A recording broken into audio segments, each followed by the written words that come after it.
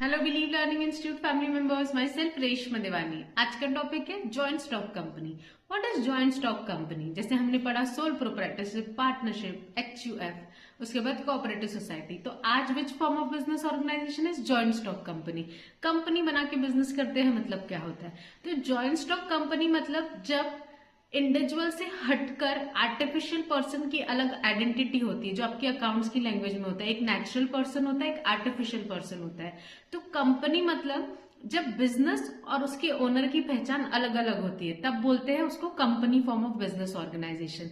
तो कंपनी की अपनी अलग आर्टिफिशियल आइडेंटिटी होती है, उसको आर्टिफिशियल पर्सन बोलते हैं। उसकी लीगल आइडेंटिटी होती है, जिसको अपने share holders, board of directors, members से हटके देखा जाता है। ठीक है, तो ऑफिशियल आपकी कंपनी की डेफिनेशन देखते हैं क्या होती है।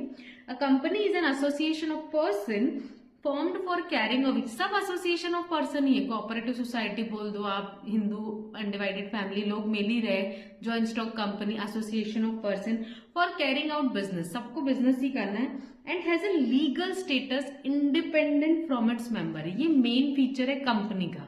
अब तक आपने जितने फॉर्म्स ऑफ बिजनेस ऑर्गेनाइजेशन देखे, उसमें ऑलमोस्ट मेंबर और या owner of the business same identity carry करते, बट कंपनी फॉर्म ऑफ ऐसा बिजनेस ऑर्गेनाइजेशन है, से फॉर रेशमा लिमिटेड।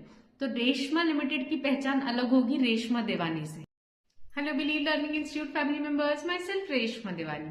तो ये कुछ शॉर्ट्स हैं जिसमें हम बेसिक कंसेप्ट समझ रहे हैं। तो आज मैं आपको समझाती हूँ व्हाट इज अबाउट सीक्रेसी।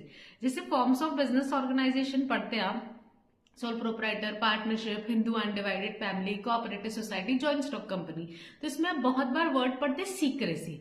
तो what is the term secrecy? जैसे बोलते हैं सोल प्रोप्राइटरशिप में हाईएस्ट सीक्रेसी रहती है, पार्टनरशिप फॉर्म में भी सीक्रेसी रहती है, जॉइंट स्टॉक कंपनी में सीक्रेसी नहीं रहती है। तो ये जो सीक्रेसी वर्ड है, लर्न तो कर लेते हैं कि सीक्रेसी इधर है इधर नहीं है। What is that secrecy mean? Simple concept है, जब आपको आपके books of account general public को पब्लिश करके नहीं बताने हैं, आप तक की सीमित है, आपकी सीए तक के सीमित है, तो उसको बोला जाता है सीक्रेसी।